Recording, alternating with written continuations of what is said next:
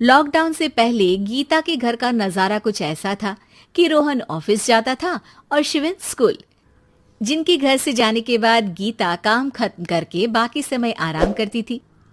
लेकिन लॉकडाउन के बाद ऑफिस और स्कूल घर में ही खुल गए और इससे गीता का हाल वो तो आपको देखने में ही मजा आएगा। शिविन, ओ शिविन, महाराज उठने के लिए क्या 21 तोपों की सलामी लेंगे? अरे बिस्तर से बाहर निकल, ऑनलाइन क्लास स्टार्ट होने वाली है। अरे तुम भी हद करती हो, स्पीकर की तरह चिल्लाने की क्या जरूरत है? दिख नहीं रहा मेरी कॉन्फ्रेंस चल रही है।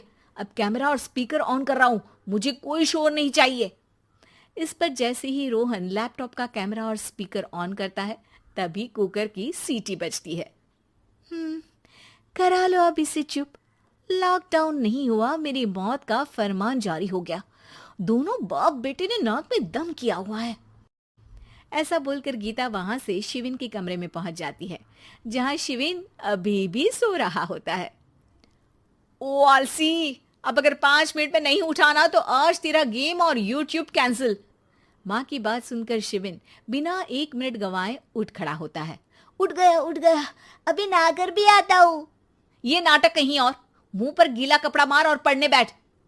शिविन की ऑनलाइन क्लास स्टार्ट हो जाती है, जिस पर गीता उसे वहां बिठाकर रसोई में चली जाती है। थोड़ी देर में उसे कमरे से कुछ आवाज सुनाई देती है, जिसे सुनकर वो कमरे में वापस आती है।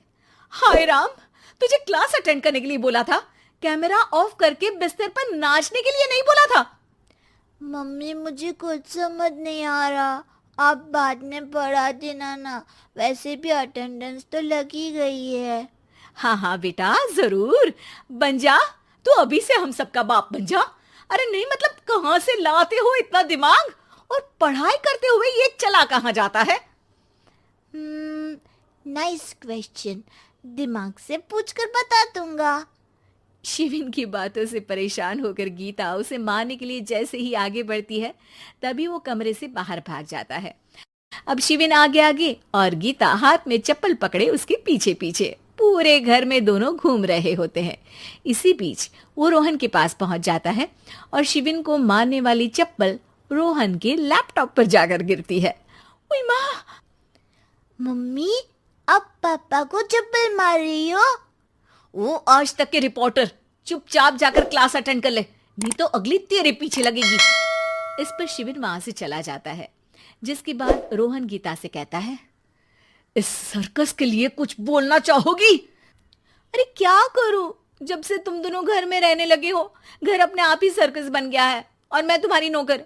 कभी बेटी को संभालो तो कभी बाप के नखरे उठाओ।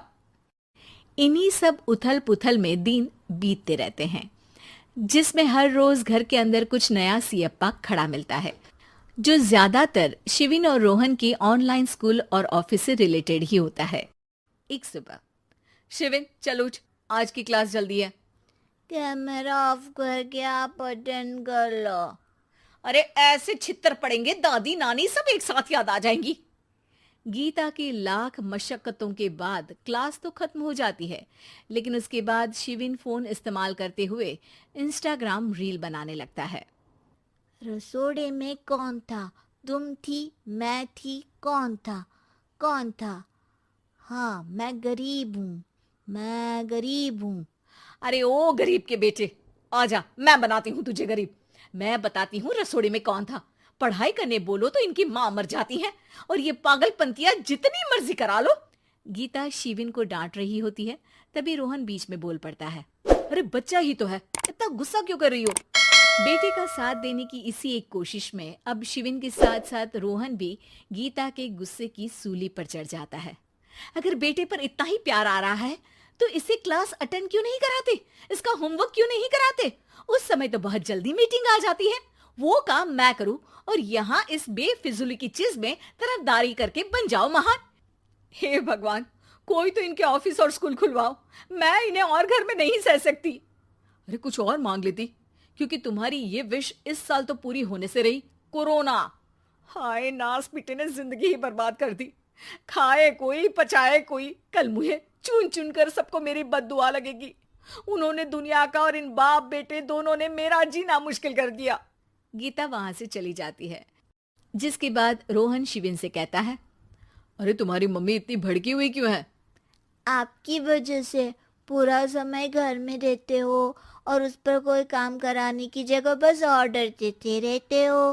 अच्छा बेटे, सारा इल्जाम मुझ पर? पूरा दिन तो वो तुम पर ही चिल्लाती है। हाँ, मतलब दोनों का 50-50 है, कुछ करना पड़ेगा। वो कहते ना, make the best out of worst. I have an idea. वैसे तुम्हारी माँ सही कहती है, बहुत जुबान चलाने लगे हो, कम बोला करो। अगली सुबह रोहन और शिविन अपनी गलती को सुधारने के लिए गीता के उठने से पहले घर का आधा काम खत्म कर देते हैं, जिसे देखकर गीता खुश हो जाती है और फिर बाकी बचा काम वो तीनों मिलकर पूरा कर लेते हैं। जिसके बाद अब वो सब मिल बांट कर हर काम में एक दूसरे की मदद करते हुए लॉकडाउन का मजा लेने लगते हैं।